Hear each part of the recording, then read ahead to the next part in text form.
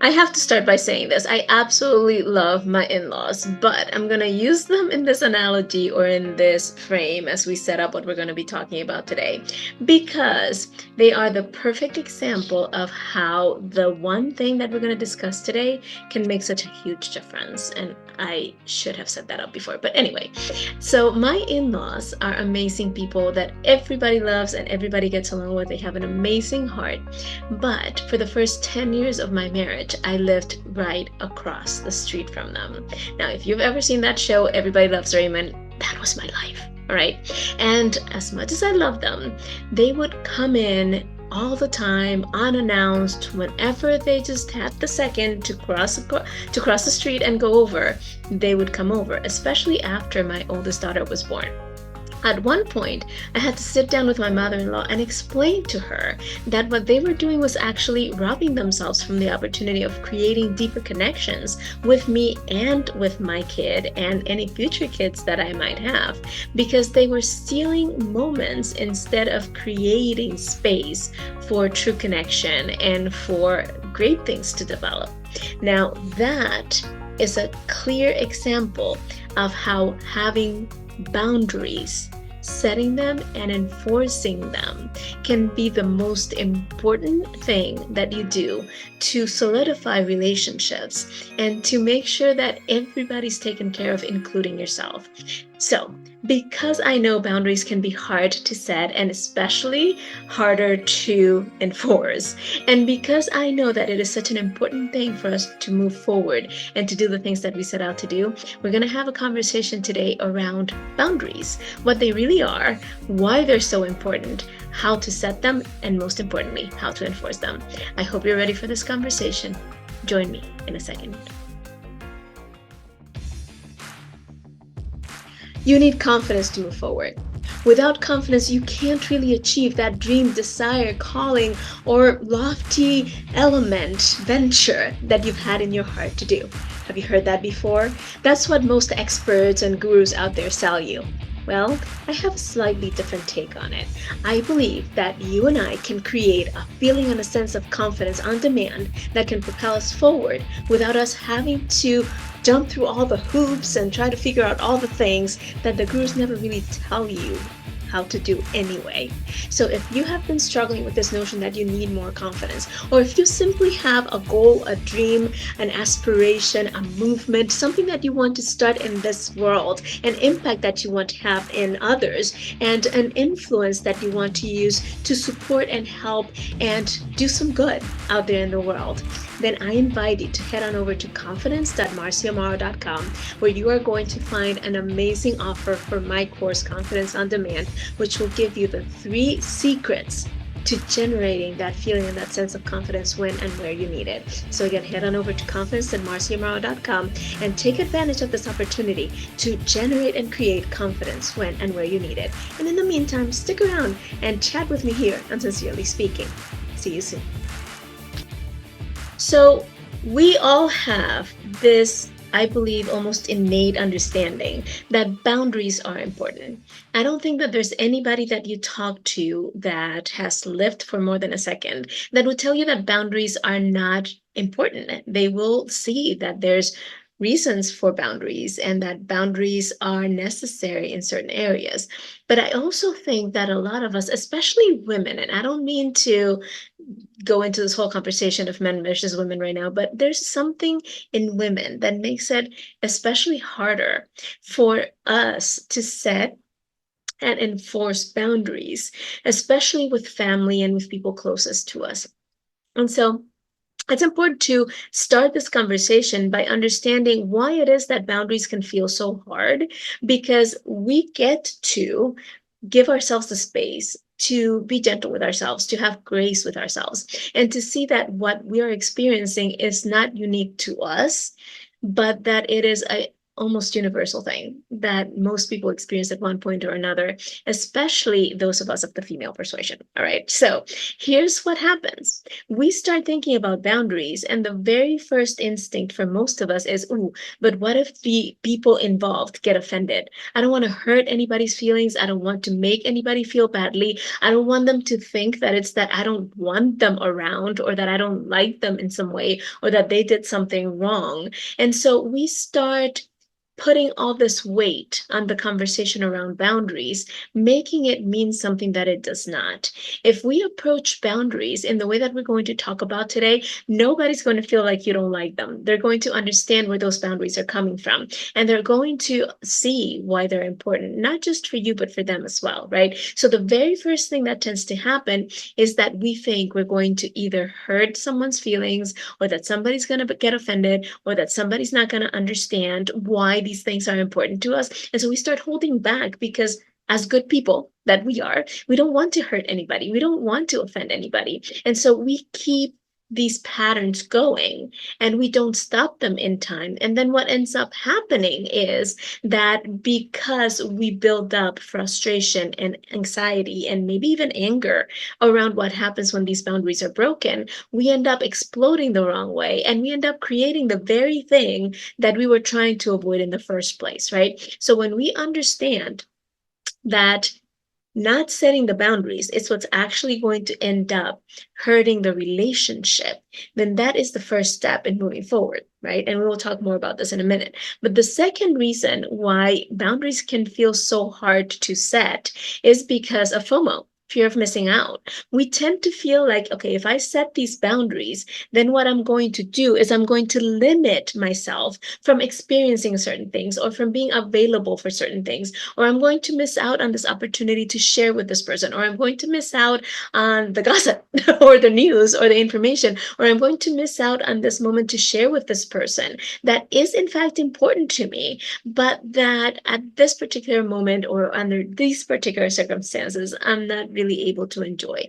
So the fear of missing out on something that is happening at that moment, of not being in the moment, in the room when it happens, is the other thing that tends to keep us from setting and enforcing boundaries. Well, the reality of it is that if we're jumping from moment to moment, if we're letting everything that is present, or everything that is happening in the moment, everything that is quote unquote urgent or important, take our attention away from things, then we're going to have the same experience that I was trying to help my in-laws not create with my kids, right? We're stealing moments, but we are not developing a deeper understanding or a deeper connection with whatever it is that might be going on, right? And again, we will talk more about this in a minute. Now, the third thing that tends to keep us from setting boundaries, especially women, right, is that we feel selfish when we do. We feel like, okay, if I require or I demand these things, then I'm thinking about me. I'm thinking about what makes me feel better, what makes me comfortable, what makes me happy. And that is selfish, because I should be thinking about how to make them happy, how to help them, how to make this awesome for them. And while there is something commendable in trying to think of others ahead of thinking of yourself, the truth of the matter is that setting these boundaries ends up making you more available in a better, stronger way when you do spend time with these people, when you do approach them, when you do get involved, right? So let's just right at the right off the bat, right at the beginning of our conversation, let's remove these ideas, right? Let's remove this notion that when we set boundaries, we are going to hurt somebody's feelings or be offensive to somebody. Let's remove this notion that if we are not saying yes, yes, yes, yes, yes to everything, we're going to miss out on something amazing. And let's remove this idea that when we establish when we're available and when we're not, what we're willing to do and what we're not, what is acceptable and what isn't, that we're being selfish. Because the reality of it is that the selfish part is being half there. It's not being fully available when you are there. It's not being able to bring your full attention, your full energy, and your full focus to the situation. And instead, just trying to piece things together here and there. And you're not really giving it your full energy and attention. Make sense? So let's remove those blocks right off the bat. Let's take that and put that in a little corner. And once we have the rest of our conversation, then let's see how we feel about it afterwards, right? So, what do boundaries really do? And I think that this is the most important part of the conversation we're going to have, right? It's understanding what boundaries really do. Because when we are clear on what boundaries actually do, then those things that we just put on the side that we said we're going to remove, it's easier to let go of them because we see what we're really trying to do when we set boundaries. So, the first thing that boundaries do is they establish what actually belongs to you.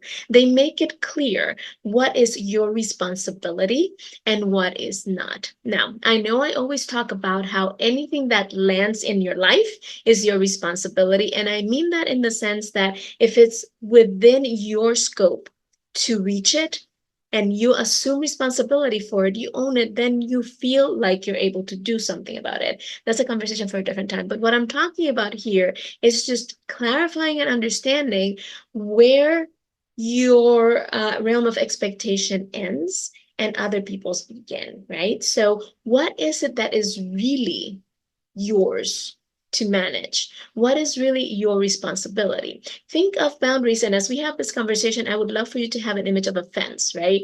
A fence marks boundaries around your property, right? So if you have a fence and that fence is delineating where your property ends and the other person's property begins, then you know that the yard that you need to mow is the one inside the fence. You don't need to mow the yard outside of the fence, right? That anything that is inside of that fence is your responsibility to protect and to keep. What that does is it sets clear expectations for you and for your neighbor. You know where your boundary lines lie, and you know what is yours to protect and to keep and to maintain, and what is theirs to protect and to keep and to maintain. And so there's a clear delineation, a clear marker of where your responsibility ends and the other person begins. Now, what that does is it releases some tension around I need to put out all the fires for everybody and I need to do everything for everybody. Because when you understand what your boundary lines are and what is actually yours to manage and to protect and to keep and to do something about, then it's easier for you to say, wait, that's outside of my fence. That's outside of my boundaries. That's outside of my line. And while I would love to be there to support you within these lines, I'm not going to step outside of them. And that releases some of the pressure to be everything for everybody because you're clear on what it is that is your responsibility. That's why we have job descriptions. That's why we have different roles in different things that we do. That's why we assign chores in our families. That's why we have all these things in place because then we know, okay, this is mine to do, this is mine to deal with, but this is yours. And that releases a lot of tension and a lot of stress. And it even makes some decision making a lot easier. It's a lot easier to say yes and no when you know where your lines are marked, right? The second thing that boundaries do is they keep the unwanted things out. They keep the unwanted things out. Like, think about why you put a fence around your property. You don't want thieves to come in. You don't want people that sell door to door to come in. You don't want certain things to come in, right? I mean, no offense, that is a very commendable thing to do. I've done that, not easy. But the point is, it keeps things that you don't want out. It keeps pests out. It keeps the stray dogs out. It keeps all these things that you don't want outside of your property, right? So the same thing with the boundaries that you set on your life and on your energy and on what you want to do, right? So unwanted undue stress is released and lessened when you have clear boundaries because you are not letting in to your world expectations or responsibilities, like we said before, or stress that is not yours, right? So anything that is not part of the boundaries that you set, you just keep it out and it doesn't come in to affect you in the way that it could have if you didn't have the boundaries in place. But the most important thing I think that fences do and boundaries do is keep the good stuff in. Right? Keep the good stuff in and keep it safe. So your family is inside that fence. Your house is inside that fence. Your pet not the stray dogs or the stray cats. Your pet is inside that fence, right? Your vehicles, your, I don't know, your plants that you like, right? Whatever it is, it's inside that fence. What you love, what you hold dear, what you want to protect is inside that fence. So the boundaries, the other thing that they do that I think is the most important really is they protect your time, your energy, and your focus. When you have clear boundaries, you can say, okay, I'm going to spend half an hour with my kids every night. And that is a time that is sacred that nobody touches. Like in my family, between 7 and 8 is my family time, meaning my time with my girls. So no matter what else is going on, and whether one of them is out or whether both of them are home, whatever is happening between 7 and 8, I drop everything and I focus on my daughters, right?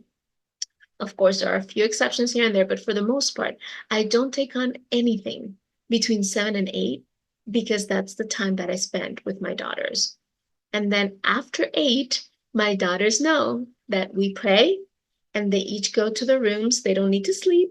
They're pretty big. One is 14, one is 18. So they know what they have the next day and they are responsible for keeping their own time for the most part. But they know they need to skedaddle because after 8 is my time with my spouse, with my husband. Right. And so we have clear boundaries around that. And what that does is protect my focus, my energy, and my time so that I know that I am going to be able to take care of everything that really matters to me and that nothing that is outside of that is going to rob me or my family of that time that is precious to us. Make sense? So when we understand that boundaries are not about removing things necessarily. They're not necessarily about stopping the good things from coming in or going out, that they're just about mainly being able to manage and effectively control. And as much as we have given control a bad rap, we need to control certain things, right? Like we need to control how we use our time, how we use our resources, all of these things. When we're out of control, that's not a good thing. And boundaries help us keep control of what matters so that we can be the best that we get to be in any given circumstance with the things that are really important. Hope that makes sense, right? So what do we do? What do we do if we've had a hard time up until now setting and maintaining clear boundaries? What do we do if we are still unsure about what the boundaries should be or what they should look like, where I should be able to go and where I shouldn't be able to go? Well, the first thing we need to do is lead ourselves or manage ourselves into awareness. And it starts by rebringing into like a clear understanding what our values, our goals, and our intentions are. Our values, our goals, and our intentions. Now, if you have followed me for any length of time, you know that I believe that we have a higher calling. That is the reason why we were created. That is something that was that we were endowed with, that was given to us by the creator, that nobody else can do in the same way that we can. And so there's this calling upon our lives that it's the ultimate thing that we're working towards, that we're trying to live moving towards and that we are trying to create in our lifetime, right? But right below that calling that we will talk more about as we move forward, but it's the values that we establish. And the values are our filters. The values are the things that are really, truly important to us and that help us decide and determine what goes and what doesn't. So when you say things like, let's say somebody invites you to a club, I don't know. Nothing wrong with clubs. If you like clubs, go to it. But you might be like me. I don't go to clubs. I just don't. I don't see the value in it. I have much better uses of my time. My perspective, right? So if somebody comes and invites me to a club, I'm going to say something like, nah, I don't do clubs. That's not me. Right. And when you can say things like that's not me, or I don't do that, you're tapping into your values. And I have a whole training on how to set values and all that. So if you want access to that, just send me an email, marcy@marcyamaro.com, and I'll make sure you get that for free. Just let me know that you want the values training. But when you are clear on your values, and when you know the goals that you're working towards, and you know what your intentions are, what it is that you're ultimately trying to do or trying to be like or show up as, then you can start looking at the things that you're doing, the things that people are expecting you to do, the things that you've been asked to do, and you can start determining which things you still see as valuable within your life, which things you still see as part of who you are, and which you don't.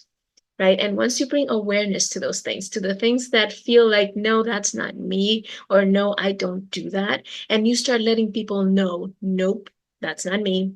I don't do that. That is the first and most important, most basic part of setting boundaries, right? Like, nobody in my life, and when I say this, people are usually shocked. Nobody in my life has ever felt that it was okay to offer me drugs, and I've never had to tell someone, no, I don't want to do drugs, because I was so clear on that boundary that it projected in the way I acted, and it projected in the way I spoke, and it projected in how I treated people and how people treated me and what I allowed people to do. Right. And so I have never had to say no to drugs, because nobody has ever thought to offer me drugs, because it's not me. It's not what I do. Make sense? And that is like a silly example. Well, not silly, but it's just to kind of help you frame and see what I mean, right? Once you're so clear on your values, once you're so clear on your intentions, and once you have clear goals that you're working towards, it's like, I don't know if you've ever had the experience of being in an airport or a mall and somebody is just booking it somewhere. Like maybe their flight is about to leave, or somebody is about to leave and leave them in the mall, or there's the sale that they're trying to get to, whatever the case may be, but they're just walking with such focus and intention that everybody gets out of their way. It's like parting the Red Sea, right? So when you have clear intentions, that's part of what happens. People see it, people perceive it, and they know to get out of your way. And so that is the most basic way to set boundaries.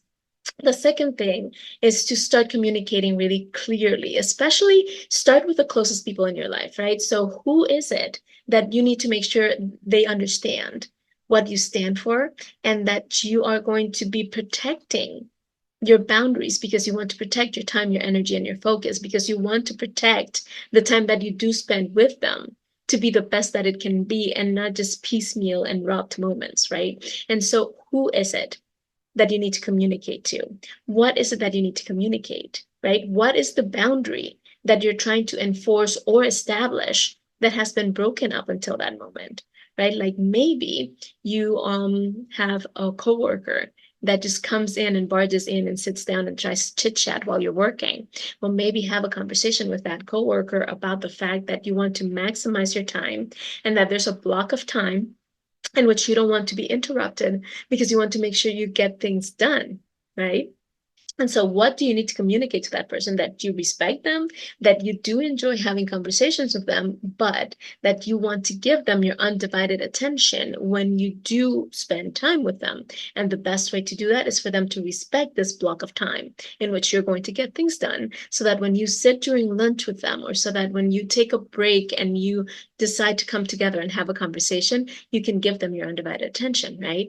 And then the why. Why is it that this is important to you, and that is going to be part of your communication, part of your conversation? So why is this important? Because I want to make sure that when I'm with you, I'm fully present. Because I want to make sure that this project I'm working on gets done. Because I want to make sure that I am at my best and that I'm not stressed out or overwhelmed. And so I get to focus on some of these things and protect my energy and my time. Make sense?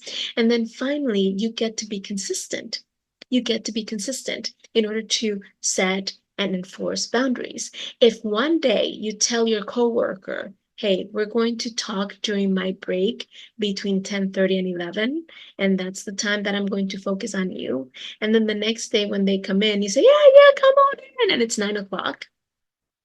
You're sending mixed messages. You're miscommunicating your boundaries. And then you can't really expect them to respect your boundaries when you are all over the place, right? It's like trying to train a puppy. And I'm not trying to say that people are like puppies, but sometimes we are. Let's be honest, right? But if you're trying to train a puppy and one day you take them to one place to do their business, and then the next day you take them to another, and one day you take them at one time, and then the other time you take them at another time, or you are inconsistent in the way you're training them, it's going to take a lot longer.